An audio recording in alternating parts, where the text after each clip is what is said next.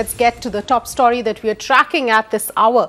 4 activists were arrested by the Tamil Nadu police on charges of rioting after they visited the family of the 17-year-old rape victim who recently died after she was brutally assaulted by 2 men. Now, the incident took place after the activists were asked to wait outside the victim's house because an AIADMK minister was meeting the family. A minor scuffle broke out between AIADMK Cadres and the villagers who were supporting the activists. The activists were then detained by the police and later also arrested.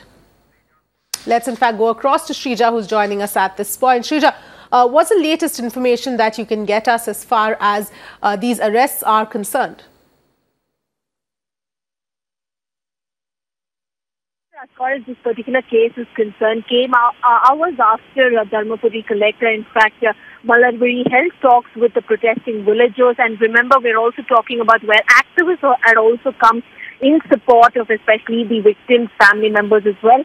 But what we do understand is that today's situation, it is very, very different. Even though the activists who have right now been arrested and taken to Harur police station, what we do know is that there are various checkpoints that have been right now created by the Kotampati police station, and we also see that several police have also been deployed at various vantage points to avoid any such untoward incidents. Now remember, even when we entered this particular village where the incident took place, we were also stopped by the police, Kotampati police, and they did in fact cite the fact that they have imposed something called the Police Act 30 Clause 2. So we understand that when we did question the police, they were of the opinion they do not want anybody else to enter, be it activists or media for that matter. So when we went ahead and questioned the police, all that they maintained was there are several political leaders who are coming to the location to visit the family members of the victim. We also see that there is also talk about where various political parties are trying to, in fact, compensate the victim's family members. So this is the entire issue is right now being politicized. At the same time, we also see how activists have also come out in support of especially the victim and the family members, and they are demanding justice be delivered. Right. So Shrija, at this point, with regards to the activists who were in fact arrested, on what basis were they arrested? What have you been picking up from the police?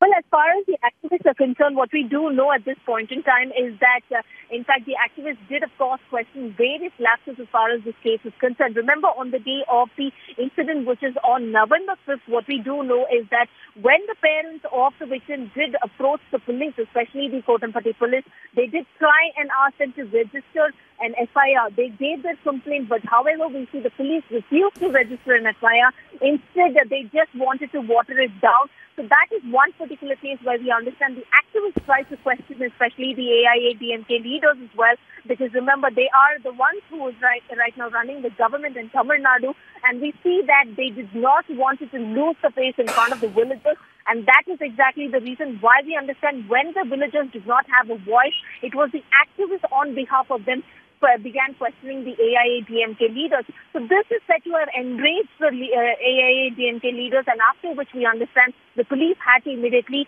in fact, rush to the rescue of the leaders and arrest and take them into custody.